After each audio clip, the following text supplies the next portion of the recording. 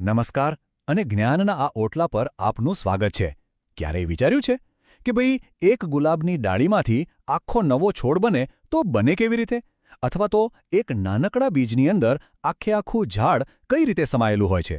ચાલો આજે આપણે વનસ્પતિના જીવનસર્જનના આ જાદુને નજીકથી સમજીએ. તો આ બધાની પાછળ છે ને એક જ મૂળભૂત પ્રક્રિયા કામ કરે છે અને એ છે પ્રજનન. હવે આ કોઈ અઘરો શબ્દ નથી હો. એનો સીધો સાદો મતલબ છે પોતાના જેવો જ બીજો નવો સજીવ બનાવવાની ક્રિયા. આ જે શક્તિ છે જે પૃથ્વી પર જીવનને પેઢી દર પેઢી ટકાવી રાખે છે. સારું, તો વનસ્પતિઓ પાસે છે ને નવું જીવન બનાવવા માટે આમ તો બે અલગ અલગ રસ્તા છે. એમાંનો પહેલો રસ્તો છે અલિંગી પ્રજનન.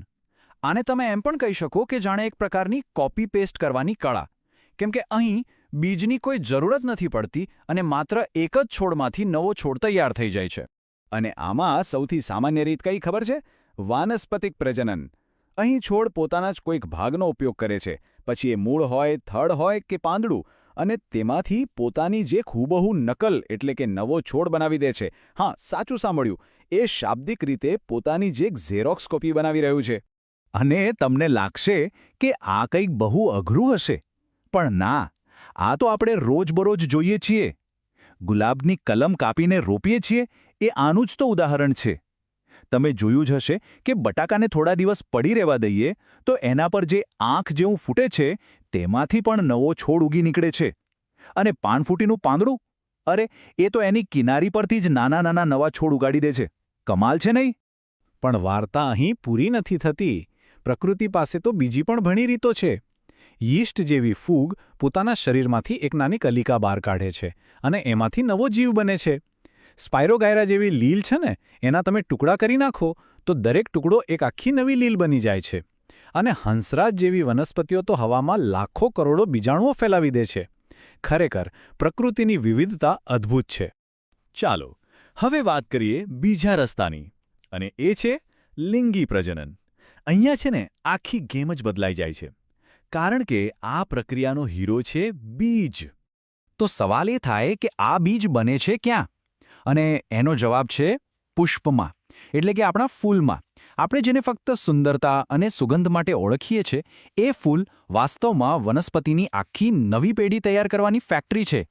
દરેક ફૂલની અંદર આમ સમજો કે એક નર ભાગ હોય છે, જેને આપણે પુંકેસર કહીએ છીએ, અને એક માદા ભાગ હોય છે, જેને કહેવાય સ્ત્રી કેસર.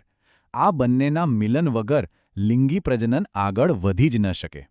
તો આખી પ્રોસેસ છે ને એકદમ રસપ્રદ છે. જુઓ, સૌથી પહેલાં શું થાય? પરાગરજ ઉડીને કે કોઈ જીવજંતુ દ્વારા નર ભાગ પરથી માદા ભાગ પર આવીને બેસે છે. આ સ્ટેપને કહેવાય પરાગનયન. પછી ત્યાં નર અને માદા કોષોનું મિલન થાય છે, જેને આપણે ફલન કહીએ છીએ. અને આ મિલનનું પરિણામ શું? એક નવું નક્કોર બીજ, જેની અંદર આખો ભવિષ્યનો છોડ સમાયેલો છે. તો આપણે બે બિલકુલ અલગ અલગ રીતો જોઈ, બરાબર? એકમાં ફક્ત એક જ પિતૃ છે તો બીજામાં બે. ચાલો ત્યારે હવે આ બંને રીતો વચ્ચે જે મુખ્ય તફાવત છે એના પર એક નજર નાખીએ. તો પછી આ બંને પદ્ધતિઓમાં મૂળભૂત ફરક શું છે? ચાલો એને બરાબર સમજીએ. જુઓ, આ ટેબલ પરથી બધું એકદમ સાફ થઈ જશે. પહેલી વાત, બીજ. અલિંગી પ્રજનનમાં બીજની કોઈ જરૂરત નથી, જ્યારે લિંગી પ્રજનન તો બીજ વગર શક્ય જ નથી. બીજું, પિતૃની સંખ્યા. અલિંગીમાં એક જ પિતૃ પૂરતો છે, જ્યારે લિંગીમાં નર અને માદા એમ બે પિતૃઓ જોઈએ. અને આના કારણે જ સૌથી મોટો ફરક પડે છે એમના લક્ષણોમાં. અલિંગી પ્રજનનથી બનેલો છોડ કેવો હોય? એકદમ પિતૃની ઝેરોક્સ કોપી. જ્યારે લિંગી પ્રજનનમાં નર અને માદા બંનેના લક્ષણો ભેગા થાય છે, એટલે એમાં વિવિધતા આવે છે, જે લાંબા ગાળે ટકી રહેવા માટે બહુ જરૂરી છે.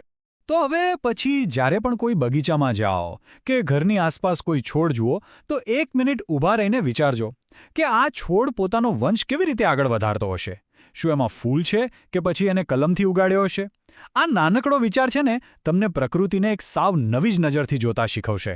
આપણી આસપાસની વનસ્પતિના જીવન સર્જનની આ અદ્ભુત સફરમાં મારી સાથે જોડાવા બદલ તમારો ખૂબ ખૂબ આભાર.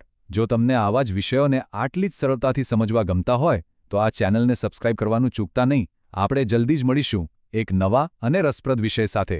ત્યાં સુધી આવજો.